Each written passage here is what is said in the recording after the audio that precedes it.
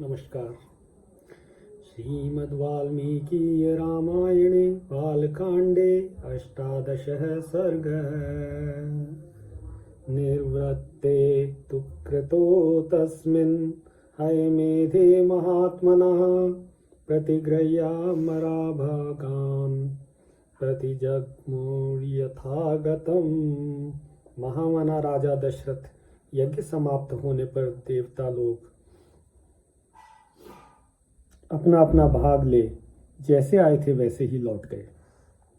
समाप्त दीक्षा नियमः पत्नीगण समन्वितः प्रविवेश पुरीं राजा सभृत्य बलवाहनः। दीक्षा का नियम समाप्त होने पर राजा अपनी पत्नियों को साथ ले सेवक सैनिक और सवारियों सहित पुरी में प्रविष्ट हुए। यथार्हं पूजितास्तेन राज्ञा च पृथिवीश्वरः मुदितः प्रययोर्देशान् प्रणम्य मुनिपुंगवम्। भिन्न भिन्न देशों के राजा भी महाराज दशरथ द्वारा यथावत सम्मानित होकर मुनिवर वशिष्ठ तथा ऋषि शृंग को प्रणाम करके प्रसन्नतापूर्वक अपने अपने देश को चले गए। श्रीमतां गच्छतां तेषां स्वगृहाणि पुराततः बलानि राज्ञां शुभ्राणि प्रहृष्टानि चकाशिरे। अयोध्यापुरी से अपने घर को जाते हुए उन श्रीमान नरेशों के शुभ्र सैनिक अत्यंत हर्षमग्न होने के कारण बड़ी शोभा पा रहे थे। गतेषु प्रतिवीशेषु राजा दशरथः पुनः प्रविवेश पुरीं श्रीमान पुरस्कृत्य द्विजोत्तमान्। उन राजाओं के विदा हो जाने पर श्रीमान महाराज दशरथ ने श्रेष्ठ ब्राह्मणों को आगे करके अपनी पुरी में प्रवेश किया। शांतया प्रययो सार्धमृष्य शृंगः सुपूजितः अनुगम्य मानो राज्ञा च सानुयात्रेण धीमता।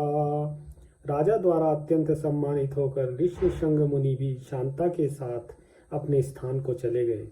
उस समय सेवकों सहित बुद्धिमान महाराज दशरथ कुछ दूर तक उनके पीछे पीछे उन्हें पहुंचाने गए।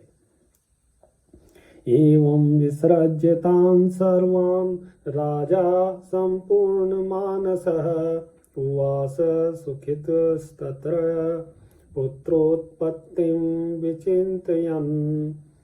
इस प्रकार उन सब अतिथियों को विदा करके सफल मनोरथ हुए राजा दशरथ पुत्रोत्पत्ति की प्रतीक्षा करते हुए वहां बड़े सुख से रहने लगे। ततो यज्ञे समाप्ते तु ऋतूनां षट् सम्मत्ययुः ततश्च द्वादशे मासे चैत्रे नवमिके तिथौ नक्षत्रे अदिति दैवत्ये स्वोच्च संस्थेषु पंचसु ग्रहेषु कर्कटे लग्ने वाक्पता विन्दुना सह प्रोध्यमाने जगन्नाथं सर्वलोक नमस्कृतं कौशल्या जनयद रामं दिव्य लक्षण संयुक्तम। यज्ञ समाप्ति के पश्चात जब 6 ऋतुएं बीत गई तब 12वें मास में चैत्र के शुक्ल पक्ष की नवमी तिथि को पुनर्वसु नक्षत्र एवं कर्क लग्न में कौशल्या देवी ने दिव्य लक्षणों से युक्त सर्वलोक वंदित जगदीश्वर श्री राम भगवान को जन्म दिया। उस समय सूर्य, मंगल, शनि, गुरु और शुक्र ये 5 ग्रह अपने अपने उच्च स्थान में विद्यमान थे तथा लग्न में चंद्रमा के साथ बृहस्पति विराजमान थे। विष्णोरर्धं महाभागं पुत्रमैक्ष्वाकुनन्दनं लोहिताक्षं महाबाहुं रक्तोष्ठं दुन्दुभिस्वनम्। वे विष्णु के स्वरूप हविष्य या खीर के आधे भाग से प्रकट हुए थे। कौशल्या के महाभाग पुत्र श्री राम इक्ष्वाकु कुल का आनंद बढ़ाने वाले थे। उनके नेत्रों में कुछ कुछ लालिमा थी, उनके होठ लाल, भुजाएं बड़ी बड़ी और स्वर दुंदुभी के समान गंभीर थे। कौशल्या शुशुभे तेन पुत्रेणामित तेजसा यथा वरेण देवानाम अदितिर्वज्र पाणिना। उस अमित तेजस्वी पुत्र से महारानी कौशल्या की बड़ी शोभा हुई। ठीक उसी तरह जैसे सुरश्रेष्ठ वज्रपाणी इंद्र से देव माता अदिति सुशोभित हुई थी। भरतो नाम कैकेय्याम यज्ञे सत्य पराक्रमः साक्षात् विष्णोश्चतुर्भागः सर्वे समुदितो गुणः। तदनंतर कैकेयी से सत्य पराक्रमी भरत का जन्म हुआ, जो साक्षात भगवान विष्णु के चतुर्थांश से भी नूतन भाग से प्रकट हुए थे। ये समस्त सद्गुणों से संपन्न थे। अथ लक्ष्मण शत्रुघ्नो सुमित्रा जनयत सुतो वीरो सर्वास्त्र कुशलो विष्णुरर्ध समन्वितो। इसके बाद रानी सुमित्रा ने लक्ष्मण और शत्रुघ्न इन दो पुत्रों को जन्म दिया। ये दोनों वीर साक्षात भगवान विष्णु के अर्धभाग से संपन्न और सब प्रकार के अस्त्रों की विद्या में कुशल थे। पुष्ये जातस्तु भरतो मीन लग्ने प्रसन्नधि सार्पे जातो सुसौमित्री कुलीरे अभ्युदिते रवो। भरत सदा प्रसन्नचित रहते थे। उनका जन्म पुष्य नक्षत्र तथा मीन लग्न में हुआ था। सुमित्रा के दोनों पुत्र आश्लेषा नक्षत्र और कर्क लग्न में उत्पन्न हुए थे। उस समय सूर्य अपने उच्च स्थान में विराजमान था। राज्ञ पुत्रा महात्मानश्चत्वारो जगिरे पृथक् गुणवंतो अनुरूपाश्च रुच्या प्रोष्ठपदोपमः। राजा दशरथ के ये चारों महामनस्वी पुत्र पृथक पृथक गुणों से संपन्न और सुंदर थे। ये भाद्रपदा नामक 4 तारों के समान कांतिमान थे। जघुकलं च गंधर्वा नंद्रतुश्चाप्सरो गणः देवदुन्दुभयो नेदु पुष्पवृष्टिश्च खात्पतत्। इनके जन्म के समय गंधर्वों ने मधुर गीत गाए, अप्सराओं ने नृत्य करा, देवताओं की दुंदुभियां बजने लगी तथा आकाश से फूलों की वर्षा होने लगी। उत्सवश्च महानासीदयोध्यायां जनाकुलः रथ्याश्च जनसंबाधा नट नर्तक संकुलः। अयोध्या में एक बहुत बड़ा उत्सव हुआ। बड़ी भारी भीड़ एकत्र हुई। गलियों और सड़कें लोगों से खचाखच भर गईं। बहुत से नट और नर्तक वहां अपनी कलाएं दिखा रहे थे। गायनश्च वीरावेण्यो वादनश्च तथा परः विरेजुर्विपुलास्तत्र सर्वरत्न समन्विताः। वहाँ सब और गाने बजाने वाले तथा दूसरे लोगों के शब्द गूंज रहे थे। दीन दुखियों के लिए लुटाए गए सब प्रकार के रत्न वहाँ बिखरे पड़े थे। प्रदेयांश्च ददौ राजा सूतमागध वंदिनां ब्राह्मणेभ्यो ददौ वित्तं गोदनानि सहस्रशः। राजा दशरथ ने सूतमागध और वंदी जनों को देने योग्य पुरस्कार दिए तथा ब्राह्मणों को धन एवं सहस्त्रों गोधन प्रदान किए। अतीत्येकादशाहं तु नाम कर्म तथा करोत् ज्येष्ठं रामं महात्मानं भरतं कैकेयीसुतं सौमित्रीं लक्ष्मणमिति शत्रुघ्नं परं तथा वसिष्ठ परम प्रीतो नामानि कुरुते तदा। 11 दिन बीत जाने पर महाराज ने बालकों का नामकरण संस्कार किया। उस समय महर्षि वशिष्ठ ने प्रसन्नता के साथ सबके नाम रखे। उन्होंने ज्येष्ठ पुत्र का नाम राम रखा, कैकेयी कुमार का नाम भरत तथा सुमित्रा के एक पुत्र का नाम लक्ष्मण और दूसरे का शत्रुघ्न निश्चित किया। ब्राह्मणान् भोजयामास जज्ञास पौरजानपदानपि अददद् ब्रह्मणानां च रत्नोदघं मलं बहु। राजा ने ब्राह्मणों, पुरवासियों तथा जनपद वासियों को भी भोजन कराया। ब्राह्मणों को बहुत से उज्ज्वल रत्न समूह दान किए। तेषां जन्म क्रियादीनि सर्व कर्माण्यकारयत् तेषां केतुर्यो ज्येष्ठो रामो रतिकरः पितुः। महर्षि वशिष्ठ ने समय समय पर राजा से उन बालकों के जात कर्म आदि सभी संस्कार करवाए। उन सब में श्री रामचंद्र जी ज्येष्ठ होने के साथ ही अपने कुल की कीर्ति ध्वजा को फहराने वाली पताका के समान थे। वे अपनी पिता की प्रसन्नता को बढ़ाने वाले थे। बभूव भूयो भूतानां स्वयंभूरिव सम्मतः सर्वे वेदविदः शूराः सर्वे लोकहिते रताः। सब भूतों के लिए वे स्वयंभू ब्रह्मा जी के समान विशेष प्रिय थे। राजा के सभी पुत्र वेदों के विद्वान और शूरवीर थे। सबके सब लोक हितकारी कार्यों में संलग्न रहते थे। सर्वे ज्ञानोपसंपन्नाः सर्वेरा समुदिता गुणः तेषामपि महातेजा राम सत्य पराक्रमः इष्ट सर्वस्य लोकस्य शशांक इव निर्मलः गजस्कंधे अश्वपृष्ठे च रथचर्यासु सम्मतः धनुर्वेदे च निरतः पितुः शुश्रूषणे रतः। सभी ज्ञानवान और समस्त सद्गुणों से संपन्न थे।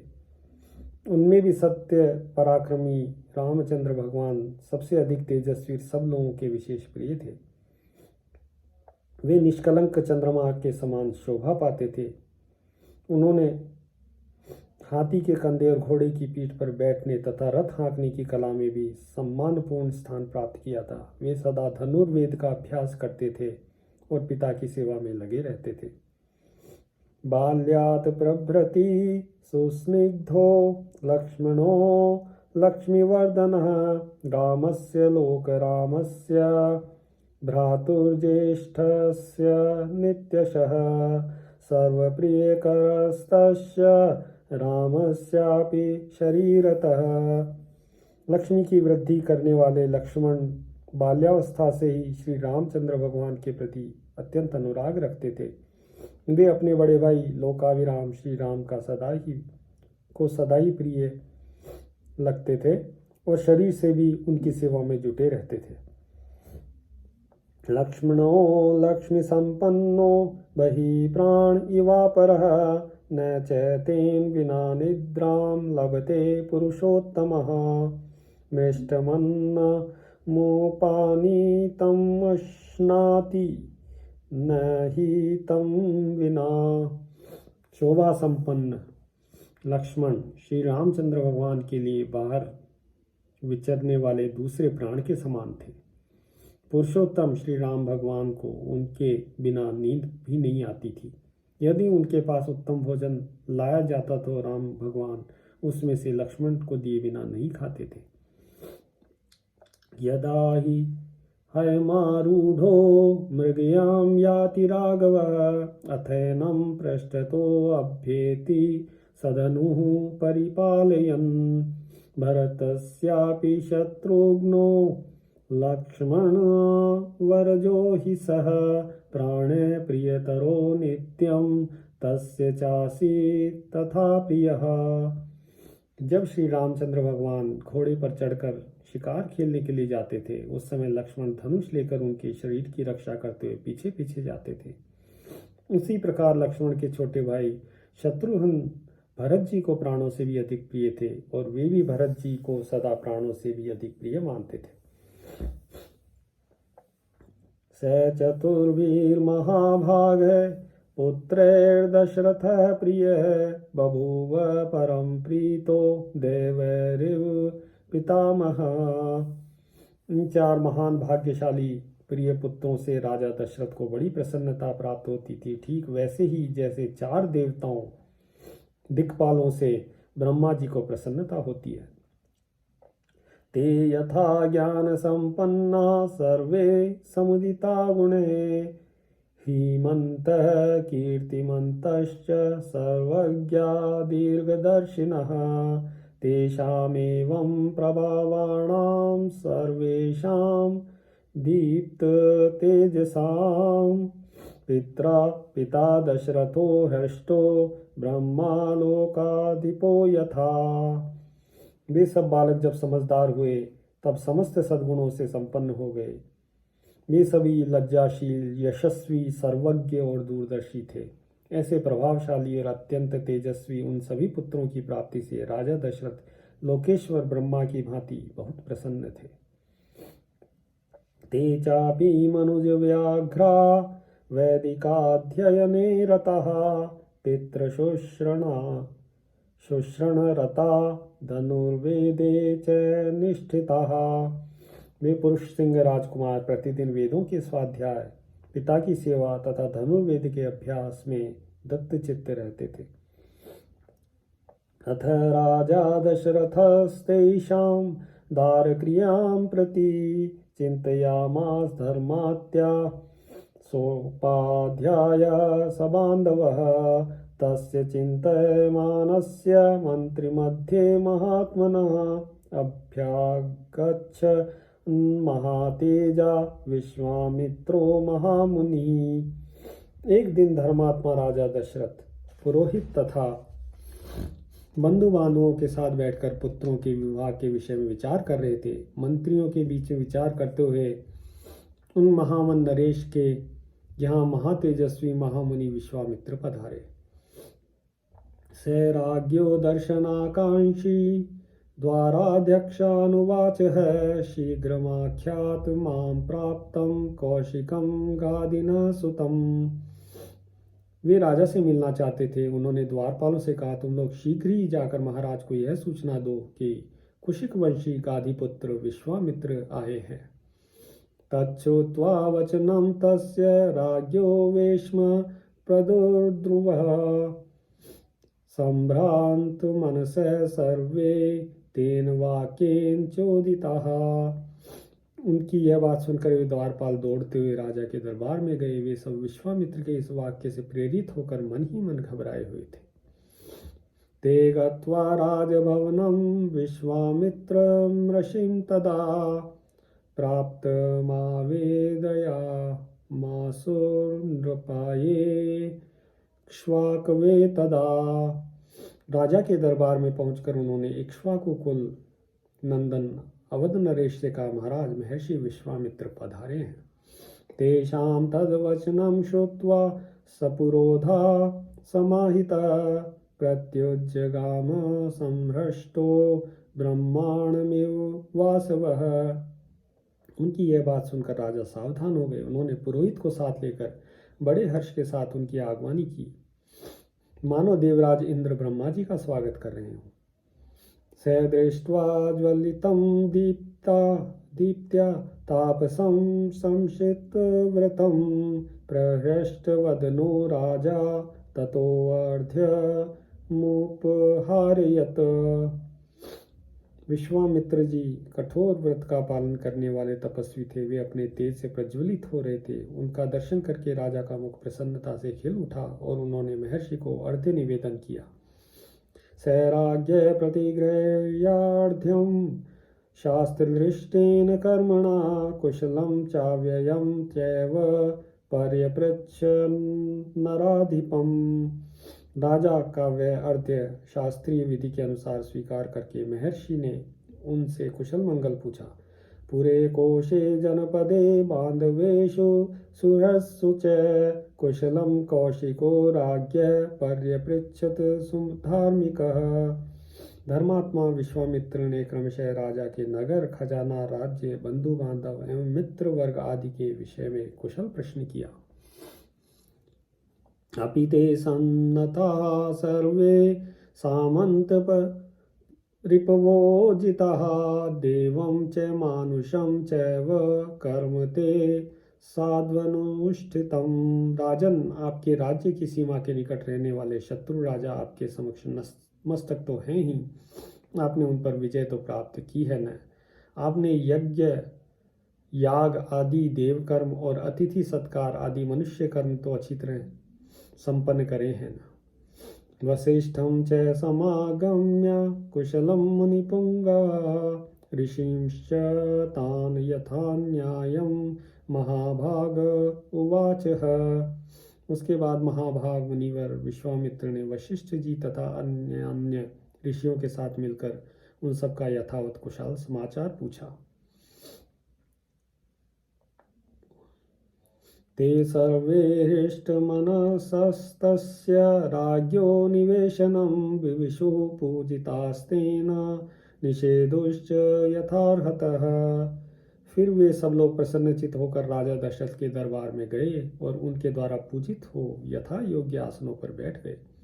अथ हृष्टमना राजा विश्वामित्रं महामुनिम् उवाच परमोदारो हृष्टस्तम् अभिपूजयन्।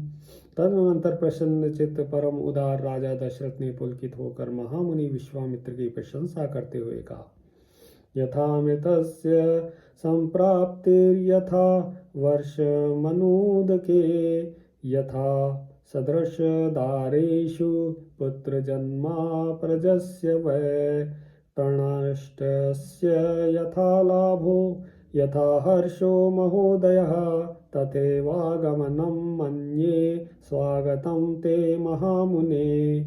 कं चैते परमं कामं करोमि किमु हर्षितः। महामुने, जैसे किसी मरण धर्मा मनुष्य को अमृत की प्राप्ति हो जाए, निर्जल प्रदेश में पानी बरस जाए, किसी संतानहीन को अपने अनुरूप पुत्र प्राप्त हो जाए, खोई हुई निधि मिल जाए तथा किसी महान उत्सव से हर्ष का उदय हो, उसी प्रकार आपका यहाँ शुभ आगमन हुआ है, मैं ऐसा मानता हूँ। आपका स्वागत है। आपके मन में कौन सी उत्तम कामना है जिसको मैं हर्ष के साथ पूर्ण करूँ। पात्रभूतो असि मे ब्रह्मन् दिष्टया प्राप्तो असि मानद अद्य मे सफलं जन्म जीवितं च सुजीवितम्। ब्रह्मन, आप मुझसे सब प्रकार की सेवा लेने योग्य उत्तम पात्र हैं। मेरा अहोभाग्य जो आपके यहाँ तक पधारने का कष्ट उठाया। आज मेरा जन्म सफल और जीवन धन्य हो गया है। यस्माद् विप्रेन्द्र मद्राक्षं सुप्रभाता निशामं पूर्वं राजर्षि शब्देन तपसा द्योतित प्रभः ब्रह्मर्षित्वं मनुप्राप्तः पूज्योऽसि बहुधा मया तदद्भुतं भूद विप्र पवित्रं परमं मम।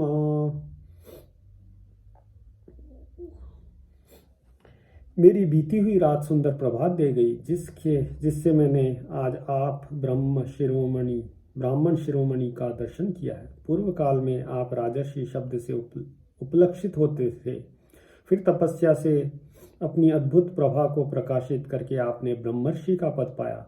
अतः आप राजर्षि और ब्रह्मर्षि दोनों ही रूपों में मेरे पूजनीय हैं। आपका जो यहाँ मेरे समक्ष शुभागमन हुआ है वह परम पवित्र और अद्भुत है।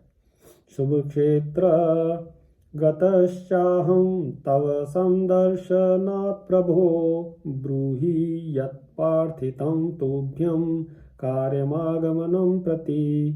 प्रभु, आपके दर्शन से आज मेरा घर तीर्थ हो गया। मैं अपने आप को पुण्य क्षेत्रों की यात्रा करके आया हुआ मानता हूँ। बताइए, आप क्या चाहते हैं? आपके शुभागमन का शुभ उद्देश्य क्या है? इच्छाम्यनुग्रहीतोऽहं त्वदर्थं परिवृद्धये कार्यस्य न विमर्शं च गन्तुमर्हसि सुव्रत। उत्तम व्रत का पालन करने वाले महर्षि, मैं जानना चाहता हूँ कि आपकी कृपा से अनुग्रहित होकर आपके अभीष्ट मनोरथ को जान लूँ और अपने अभ्युदय के लिए उसकी पूर्ति करूँ। कार्य सिद्ध होगा या नहीं, ऐसे संशय को अपने मन में स्थान न दीजिए। कर्ता चाहम शेषेण देवतं हि भवान् मम चायमनुप्राप्तो महानभ्योदयो द्विज तवागमनज कृत्स्नो धर्मश्चानत नोत्तमो द्विजा। आप जो भी आज्ञा देंगे मैं उसका पूर्ण रूप से पालन करूंगा, क्योंकि सम्माननीय अतिथि होने के नाते आप मुझ गृहस्थ के लिए देवता हैं। ब्राह्मण, आज आपके आगमन से मुझे संपूर्ण धर्मों का उत्तम फल प्राप्त हो गया। यह मेरे महान अभ्युदय का अवसर आया है। इति हृदय सुखम निशम्य वाक्यम श्रुति सुखमात्मन्वता विनीतमुक्तम। प्रथित गुण यशा गुणैर्वेष्टि है परम ऋषि परमं जगाम हर्षम। मनस्वी नरेश के कहते हुए वे विनय युक्त वचन, जो हृदय और कानों को सुख देने वाले थे, सुनकर विख्यात गुण और यश वाले शम दम आदि सद्गुणों से संबंध महर्षि विश्वामित्र बहुत प्रसन्न हुए। इत्यार्षे श्रीमद् रामायणे वाल्मीकिये आदि काव्ये बालकांडे 18 सर्गे।